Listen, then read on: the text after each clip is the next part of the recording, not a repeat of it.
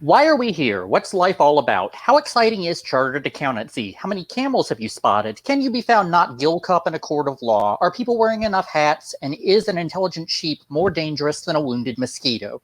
These questions and many others will remain unanswered tonight as we explore the meaning of Monty Python. I'm joined by Aubrey, my coworker, and Jared, my former coworker. And my first point about Monty Python is the social aspect of it, which I think is interesting because you two have only met in the context of talking about Monty Python on this virtual chat. What is it about Monty Python that's like it helps you find friends? Well, it's a great nerd test because, if you quote a line and someone responds with the correct response, it's like a secret code, you get like a big crowded football game and someone gets knocked down and you say, "I'm invincible." Someone will say, "You're a loony," and then there you are. Instant friend. That's how I made friends in 3rd grade. We just started quoting the Holy Grail, and we just started play acting the bunny scene while we were having recess. I used to make the joke in college if you walked into a crowded room and said, "Evening, Squire," like the people who perked up, you knew they were going to be your people. Mm-hmm. Aubrey, what was your first Python experience? Because you're a lot younger than the old folks in the chat are. So my first experience I shared with you guys before was listening to I'm a Lumberjack and singing in the car on long road trips with my father because he had it on cassette tape. And labeled TV and movies songs, and there's sound bits from Princess Bride, Monty Python, and just everything. So singing lyrics before I even knew what Monty Python was just my first introduction, and then seeing Monty Python the Holy Grail on DVD and not knowing what in the world was going on, but enjoying every minute of it. For me, I'm sure it was during PBS Pledge Week when I was like probably 12 or 13 or something. And the first Monty Python scene I ever saw was either the rabbit scene from the Holy Grail, or it might have been an episode of The Flying Circus. Specifically, the first one I remember seeing of The Flying Circus TV show was the one where John Cleese is the boxer who's in the ring against like a 14-year-old girl, and he keeps knocking her down, and she keeps getting back up, and bam, bam, bam. And so I just, as soon as whichever those two horrible bits of violence, scarred on my mind, I'm like, I don't know what this is, but I must absorb every bit of it. It just like rewrote a few new pathways in my brain. I'm like, okay, so. Yeah, for me, it was the episode where Graham Chapman was in drag and he was on this sort of Electric Company style game show where he had to unscramble a word, and when he succeeded, he got beaten over the head by this giant hammer. And of course, I was at an age where I was still in a very surreal mindset, and being bludgeoned by a large hammer was not out of the question. So I was horrified. But my parents loved Monty Python, and so the shows kept being played on repetition through PBS and the Holy Grail, and so I think it was kind of a rite of passage for when I finally got Monty Python. I've become the mature, immature human being that I am. Well, of course, for me, Monty Python was a gateway drug to all other kind of Britcoms and things, because I would just watch whatever was on late night at PBS at that point. So Fawlty Towers. There was a show called The Two Ronnies that was two comedians who made all these jokes, like a sketch show. They did all these jokes. There was all this contemporary British politics I didn't understand, and their accents I couldn't understand, but I just knew it was funny, so I watched it. Later on, all kind of things, Red Dwarf and so forth. So it was just, started me down the road, and there's no going back. All right, now we have trivia time. If you want, you can play along at home. Do we have to play? Oh, I would very much appreciate it if you played. I worked a lot on this. Everyone see? There we go. All right, Monty Python trivia. Play along at home. Question 1A, Pythons. Buzz in with your name. Name the core cast of Monty Python. How do we buzz? With your name. Buzz in with your name. Sean, do you want me to start from the beginning and cut this? Oh, no. I think they're going to love the chaos of it. Okay. Well, since I made a slideshow of these guys earlier today, it's kind of cheating. But all right. I'll tell you what, we'll alternate. We'll go with Jared first. Okay. So, John Cleese. Graham Chapman. Eric Idle. Michael Palin. Terry Jones. Terry Gilliam. Carol Cleveland. Connie Booth. Mm-hmm. And the guy who played the piano in 2 breaks in the live show. Oh, Neil Innes. Okay. All right. It looks like we have answered 2 questions so far. So the core cast of Monty Python will go with Graham Chapman, John Cleese, Terry Gilliam, Terry Jones, Sir Michael Palin, and Eric Idle, and this lovely picture of the core group. Look how happy they are. I especially enjoy John Cleese right in the middle, staring into someone's soul. All right, question 1B, name the associate pythons, the 2 major associate pythons. Because you guys had said both of them before, you'll get points. With Neil Innes and Carol Cleveland, commonly referred to as the Python Girl. And here are some lovely pictures of the 2. All right, question 2A, acting roles. In Monty Python and the Holy Grail, the Pythons wanted to play every role, but this was impossible. So they tried to manage it by playing as many roles as they can. Please name who had the most roles, how many roles there were, and do you know what roles they were? Is this for Holy Grail specifically? Yes, Monty Python, the Holy Grail specifically. I'm going to guess it's Cleese. I think it was Palin. All right, let's see who is right. It was Sir Michael Palin. Sean gets a point with 12 roles. So we have Sir Galahad, the soldier who argues about the swallows in the opening scene. Dennis, the repressed peasant, a mud villager, a singing Camelot knight. Okay. The right head of the 3-headed knight, the king of the swamp castle, a wedding guest, also at the swamp castle. Right. Yeah. Brother Maynard's assistant, the main knight who says "ni," a French taunting knight, and the narrator. Okay.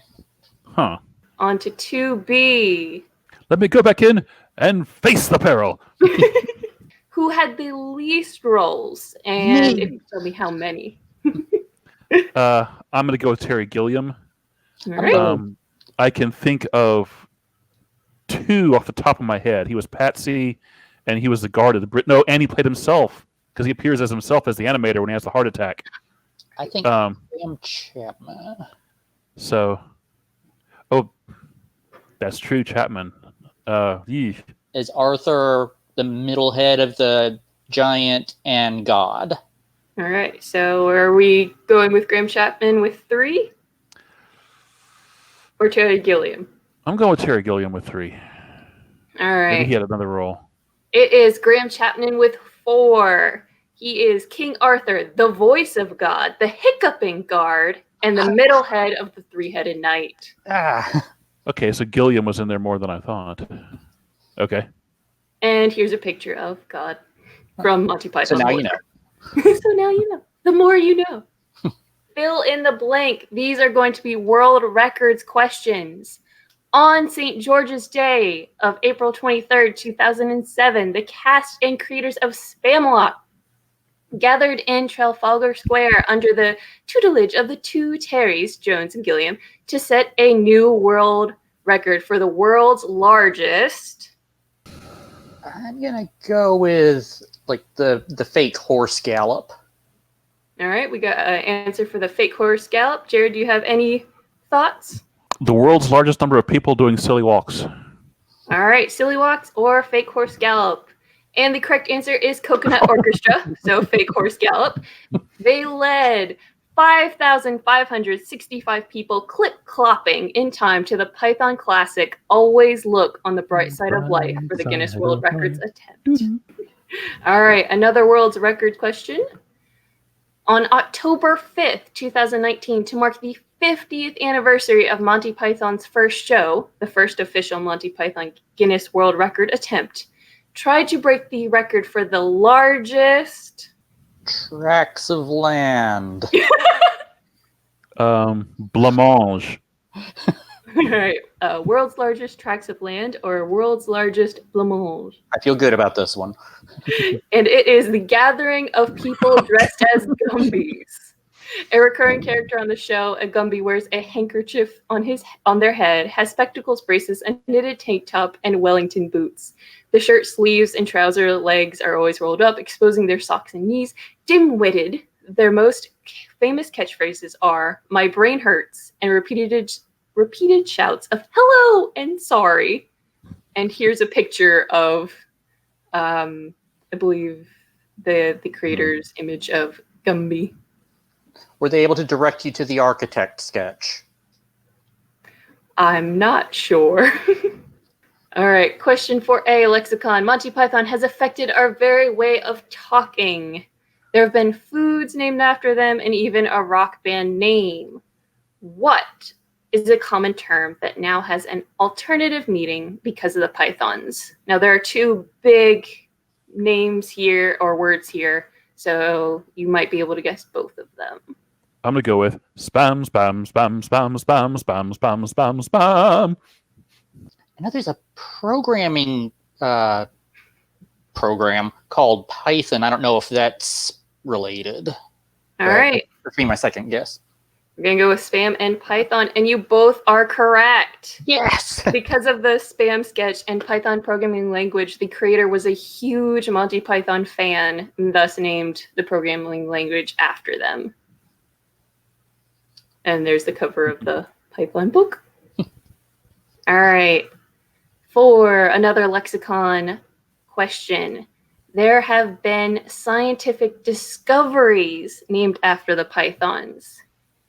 Do you think you can name one?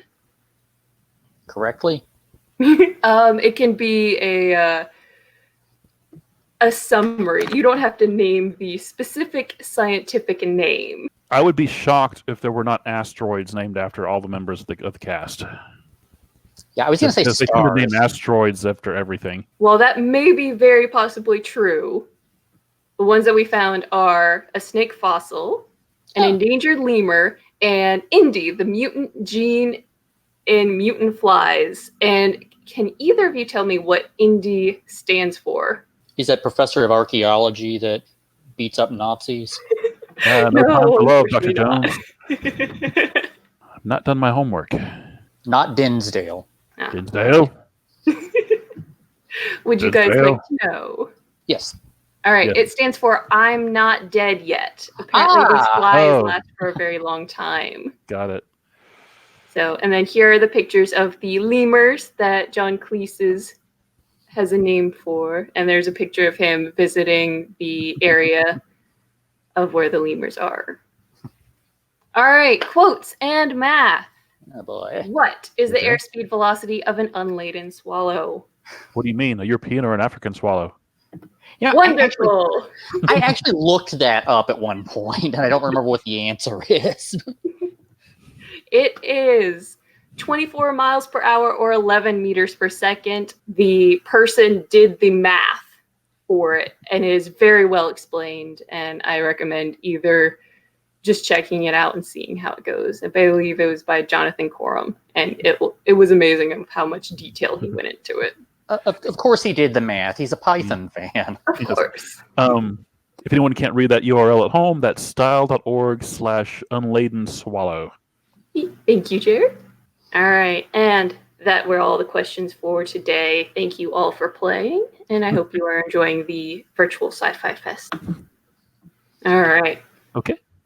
Well, if we want to talk about our favorite Pythons one by one, I've prepared a little slideshow of my own here. Yes. So let's there we go. Okay. So let's start with Graham Chapman. I put Chapman first on here because there's no leader of Monty Python, but I would consider Graham Chapman to have been the closest thing the group had to a leading man. feel free to prove me wrong.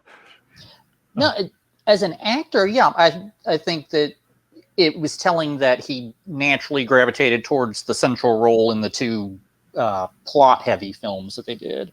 I think he contributed the least as a writer, though, which is... Yeah, I was looking up and reading some stuff today, and the other one said that he wouldn't write a whole lot, but he would come in and he would like take whatever they'd written and push it to one more crazy level. You know, like don't make it a toaster, make it a parrot. You know. Yeah, like I know John would write a few pages and he'd say, "Is this funny?" And Graham sit there back there with his pipe and say, "No, it's funny. Keep going." And then you write a little bit more and say, "I just don't think it's no, it's funny." And then of course the end result would be hilarious. But John always credited him as the best sense of when something was funny. Which in the two main film, with him as Arthur and then him as Brian, he plays a very straight man, like the straight man of the group. Like, yes, he has funny lines, but he's the center and just doesn't, the funniness kind of happens around him. Well, you know, and also this character I have here, his Colonel character is the one that they'd always use. Instead of having a cliched ending or a trope to a sketch, he would stop the sketch and be like, nope, that's too silly. That's too silly. Move along. And I love a lot of his scene. He was very good at not being funny, like saying these ridiculous lines with such conviction. There was this sketch they did where he was one of the police officers, and Terry Jones goes in and he says, "I wish to report a burglary." And first he has to deal with John, who's like, "I'm sorry, I can't hear you." And he says it louder, and then he's up in this shrill falsetto, and "Oh, okay, well, you're going to need to talk to this police officer." And Graham Chapman comes in, and Terry Jones is still, "I wish to report a burglary." And it's the delivery of the line. "I'm sorry, sir, but why the funny voice?" And just the fact that like he can go straight without cracking a smile. And I want to know if like how many takes they did, or if he was just naturally just being able to absorb everything and just come out flat in a way. Well, I saw an interview with Eric Idle where he said throughout the filming of Holy Grail, of course, Graham Chapman is, a lot of us know, is an alcoholic, and he was in kind of the depths of it, and so he couldn't remember his lines. And so he would like get the prompt, "Whose castle is this? I am Arthur, King of the Britons." And Idle would say that, you know, he would keep getting the prompt, but then he would say his lines flawlessly. So I think he was very natural as an actor. Yeah. Of course, my favorite Graham Chapman moment, I think, in all of Python, I think because he did do like the straight arrow roll so much, was Bing Tittle Tittle Bong. If anyone's seen this episode of the original series, when episodes end with a policeman's chorus singing the song "Bing Tittle Tittle Bong" and like all these solemn policemen behind him, and he just goes bug nuts, insane, improvising and screaming and shrieking at the top of his voice and doing this weird dance. It's just, I can imagine watching this like at 10:30 or 11 o'clock at night, being dead tired, like, what am I seeing? Is this really happening? But it's just, you know, he just completely does the primal scream and lets loose everything that the Colonel wouldn't stand for. I'm sure everyone can YouTube that. YouTube Bing Tittle Tittle Bong Monty Python, and yeah, that'll be the new TikTok challenge. Yes. John Cleese, arguably the most famous Python, just because of the vast body of work he's done in addition to Monty Python and since then. He was in, after this, Fawlty Towers, of course. He got to be replacement Q for 2 James Bond movies. Wasn't he a regular on Third Rock from the Sun? Or he was in, I think, about 3 episodes of it. But he's appeared, I think, in every sitcom at some point. Yes, and of course the brilliant film A Fish Called Wanda. He's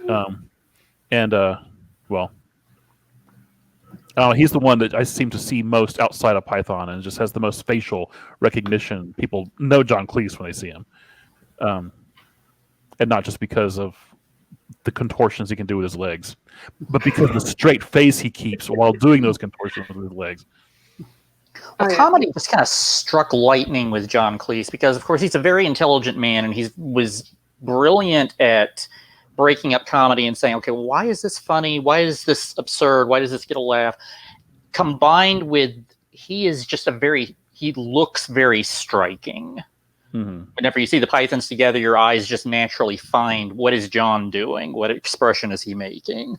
One of my oldest friends from grade school, when we watched Monty Python, the Holy Grail together in 5th grade, we would fight over who was better looking, John Cleese or Michael Palin.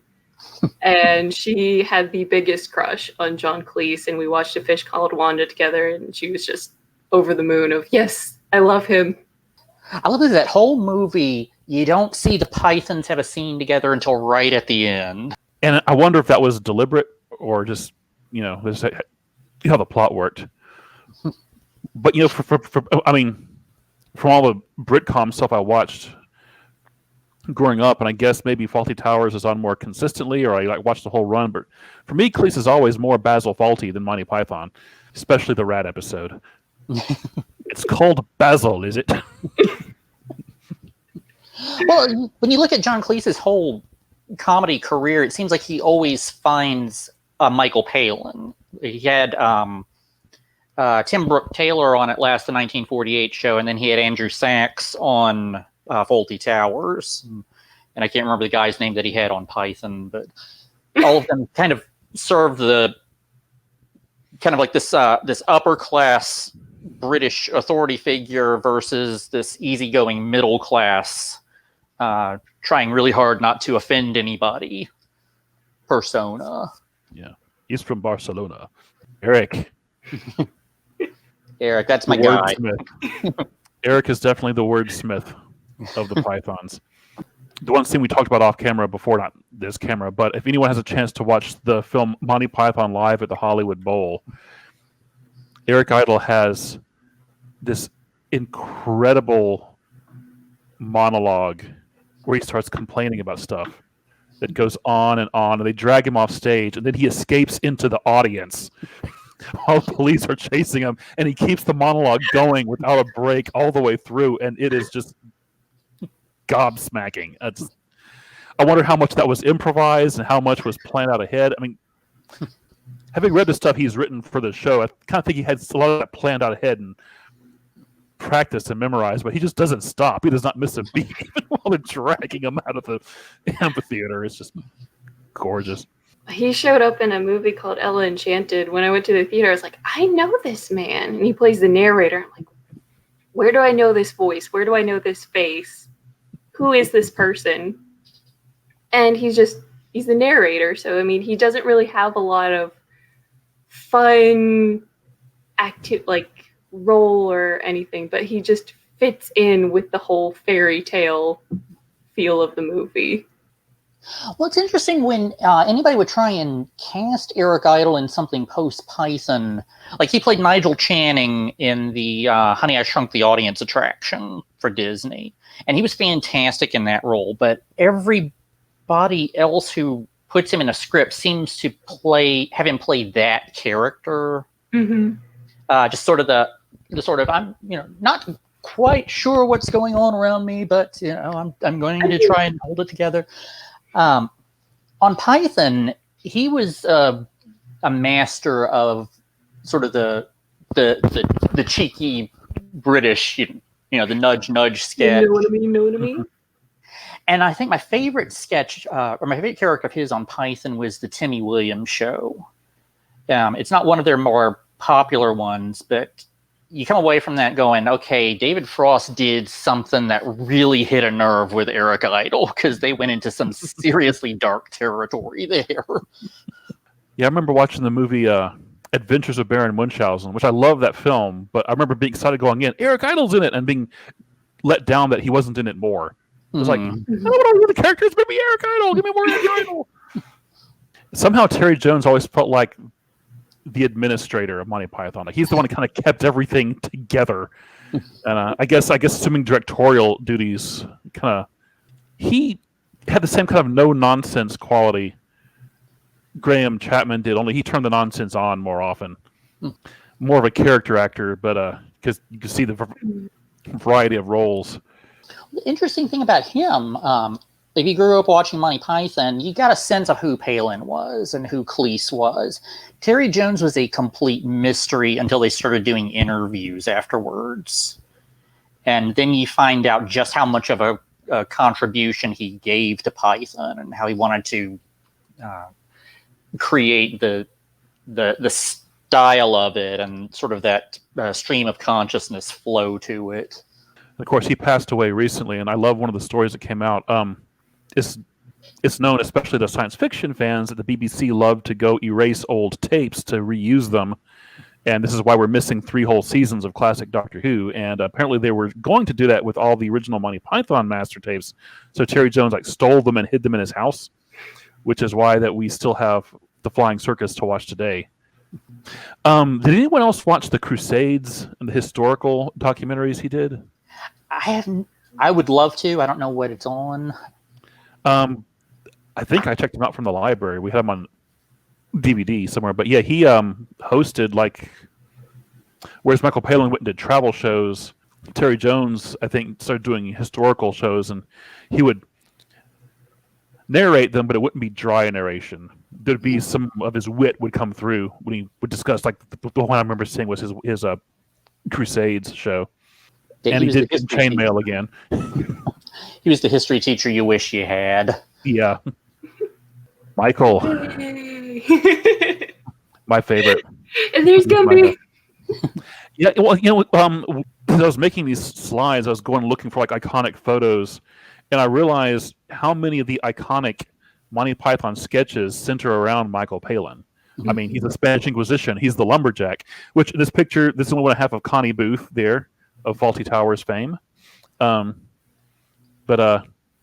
Yeah, just he's just one of those actors who slips into his character and embodies that. So you see the character more than you're seeing Palin, which I guess is why he had so many roles in the Holy Grail. Yeah, I mean, just of course, everyone knows the song for Lumberjack, but of course, no one expects the Spanish Inquisition. Is just that's one of those introductory Python lines to test people with. Any Python fan, we spend our whole lives with some part of our brain waiting for someone to mention the Spanish Inquisition, just so we can burst out with "No one expects the Spanish Inquisition" and bring all conversation to a halt.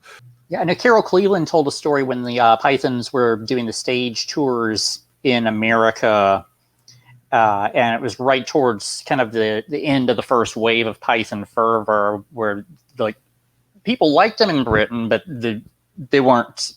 It's Monty Python, and over in America, it caught on, and they became like the Beatles. Mm-hmm. And she said, there was this woman who met them backstage, and she saw Michael Palin, and she swooned. And there was this newspaper picture of Michael Palin just standing there holding this unconscious woman. Well, for the Palin fans out there, there's a couple shows he did. He started doing travelogues. So he has one show where he does Around the World in 80 Days, and he recreates the entire route done in the book by Jules Verne around the world. And he followed that up with one where he went around the Pacific. He did the big Great Circle. I think that's the one that I watched first of those. And I know he did a few other ones, but especially the one around the Pacific, going up to Alaska, crossing into Siberia, and coming down the coast, just going all around, was just fascinating. It's interesting. He was set on doing the same route they did in Around the World in 80 Days, which meant driving through Saudi Arabia, but they wouldn't let them film through Saudi Arabia. So there's a scene where he gets in the car and crosses the border, then his film crew picks him up when he's coming out, and he says, well, that was a thing. So for some reason, we couldn't film in Saudi Arabia, but he still drove across it because he had to stick to the route from the book. Is this why he's knighted? I don't know. Can find out.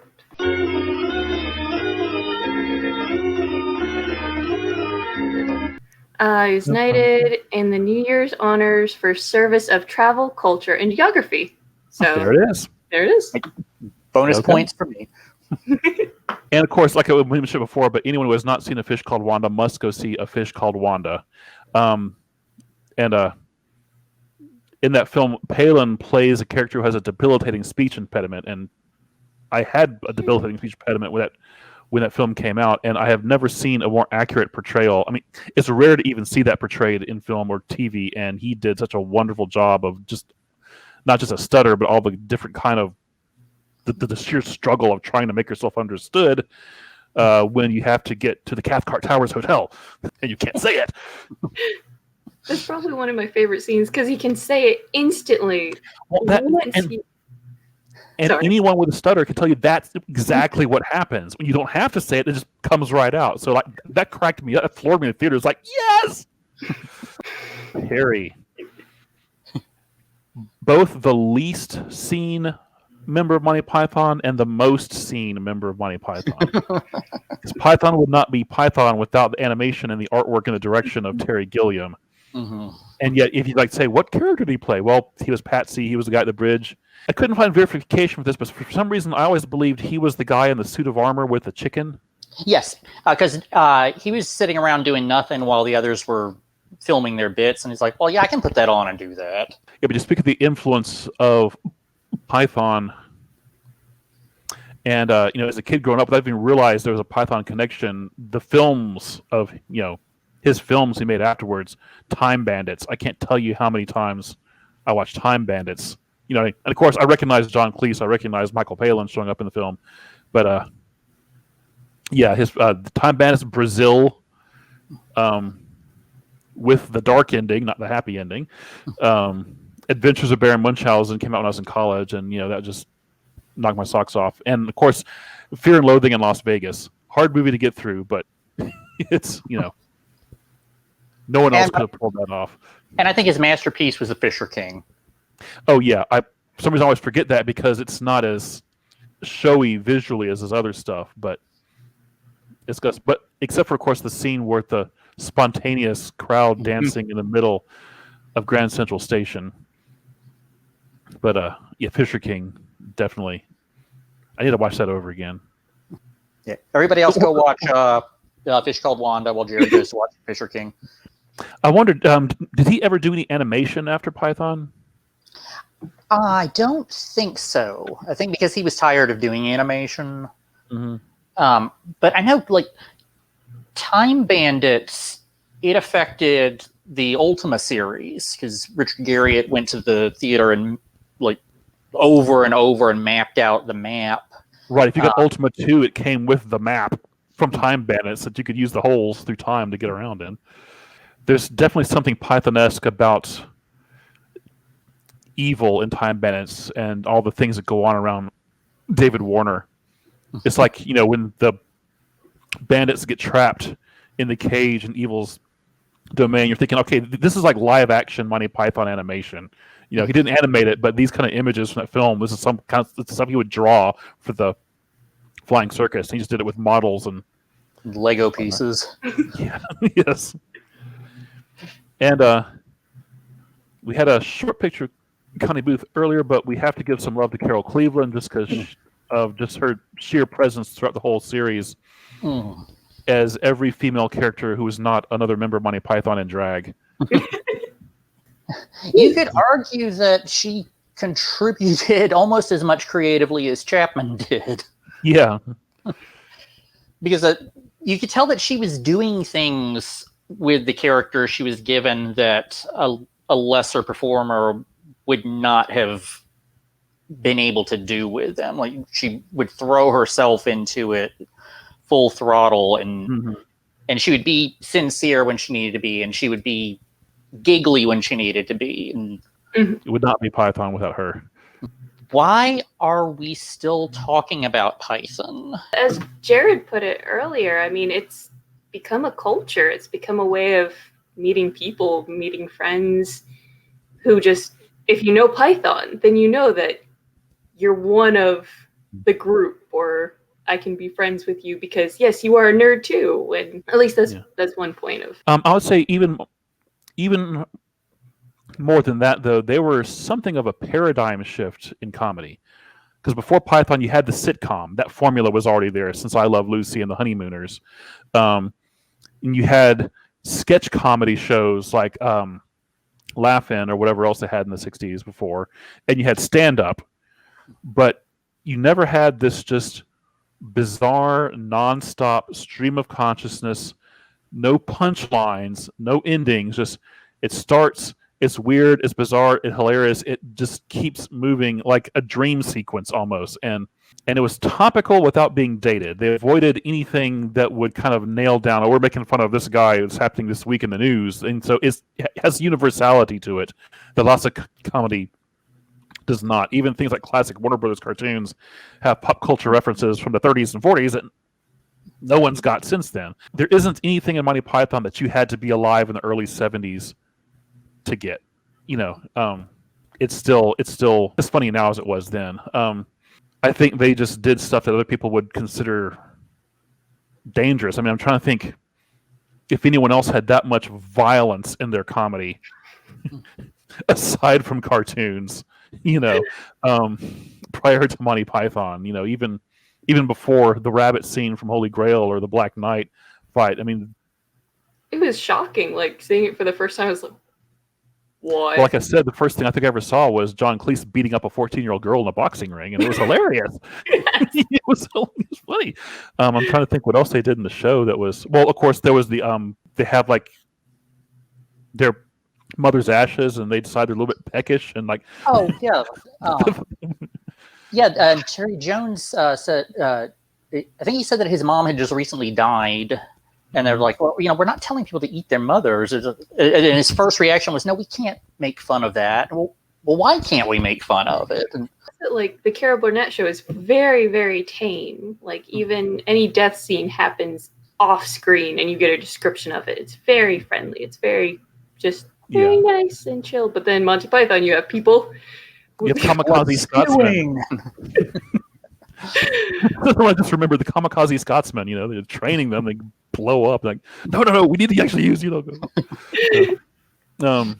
yeah, and I'm trying to think. I had another thought. Where'd it go?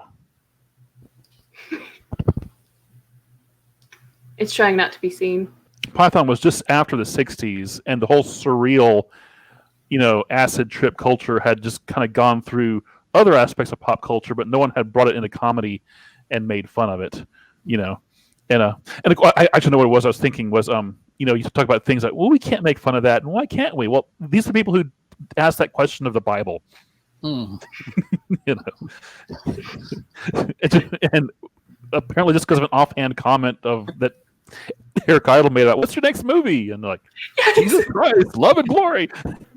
And I know Terry Jones and Michael Palin went to see like a bunch of religious epic films before Life of Brian, and of course everybody knew that they were in a religious film, so they would deliver every line with this utmost seriousness. And he said, we're going to be the first people to do a movie where people talk normally in this period.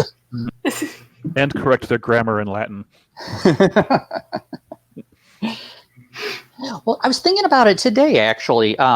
We take for granted the recorded history of comedy. Comedy's obviously been around since communication, but you go back and you look at Shakespeare's comedies, and you're like, yeah, I guess this is funny, but it just in written form, you lose a lot of the timing of it. It's kind of like the Nudge Nudge sketch when Eric Idle first sent it elsewhere, and it got rejected because they're just like, say no more, nudge. There's no jokes here.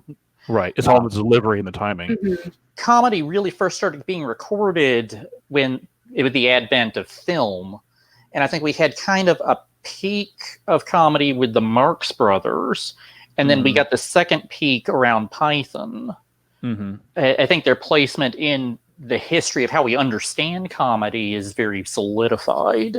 And they have enough material that I think takes comedy to an artistic level where audiences can keep coming back over and over. And it's like, okay, well, why does that timing work? Why does that facial expression? And I know, like Cleese on Fawlty Towers, when he's thrashing his car, he's like, they searched for the right branch that was rigid enough but flimsy enough to evoke the laughter.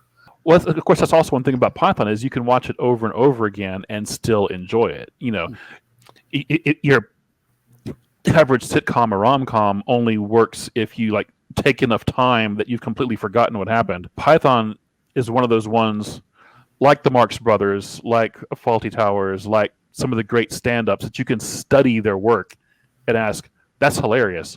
Why is that hilarious? What is it about the delivery that's just so fantastic?" So have you both seen Spam-A-Lot? I've not seen. I've seen clips of it on YouTube. I've never been able to I actually have go to not. the show. I have had the wonderful experience of being able to see it twice. And the first time I saw it, my face hurt after laughing so much because it's like, oh yeah, we know all the jokes. It's Holy Grail. It was like that, but 10 times just seeing people play it out. You hear the lines, you hear their version of it, and then seeing it again. It was just because it's different actors, they do different things, there's different improv, just as funny, and my face still hurt, and it was just wonderful to see it. If you have the chance, I definitely recommend it. Oh yeah, yeah. I think I remember here. I want to say again, it was probably Eric Idle who was making this observation, but that like when they did their live tour in the U.S., everyone knew their sketches. It was like doing rock songs, and people in the crowd would like do the lines with them, because they became wanting to hear their favorite songs over again. And their favorite song was the Lumberjack sketch, or the Wink Wink Nudge Nudge sketch, and who can I remember one of the clips I saw of Spam-A-Lot was it was the opening scene with Tim Curry as King Arthur and David Hyde Pierce as the guard wanting to know more about the coconuts. And I know this is completely Python blasphemy, but I think it was actually done funnier with those two. And I don't know if it was just the element of the fact that you could see David Hyde Pierce kind of leaning over the wall and just this consistent look of disinterest in anything else that Arthur is saying. But right, because in the film you don't see the face of you just hear a voice. Did he grip it by the husk? It's not a question of where he grips it. Plus, I can see. I mean, if you had to induct new people into Python at some point to keep it going, I can certainly have seen Tim Curry being someone who you'd roll in and. You can cast Tim Curry in Monty Python when he outshines Kermit. I mean, I love is just wonderful and his only number. Well, I think that was his favorite role too. Oh yeah. I'm not sure about the dates here, but I'm thinking maybe because of Python, we got things like Rocky Horror, which is why we get Tim Curry. That's true. Without Rocky Horror, we don't have Frankenfurter or whatever. And yeah, we probably wouldn't have had Weird Al, at least not at the time that we did, because there was sort of a need for just that kind of spoofy. Yeah, we certainly wouldn't have had The Hitchhiker's Guide to the Galaxy if Python hadn't paved the way for that kind of thing. I don't want to contemplate a universe without The Hitchhiker's Guide to the Galaxy yet. Just grab your towel. Yeah, we probably wouldn't have had the Airplane movies.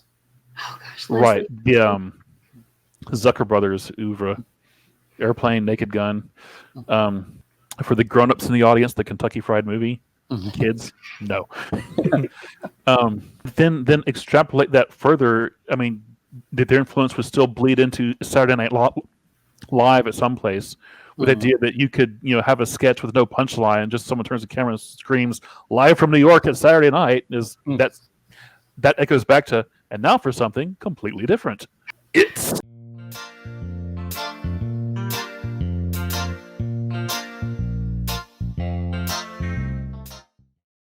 Well, I don't have a way out of this. Okay. We're stuck here forever. This is the point where we need a giant animated foot to just flop down and squash us.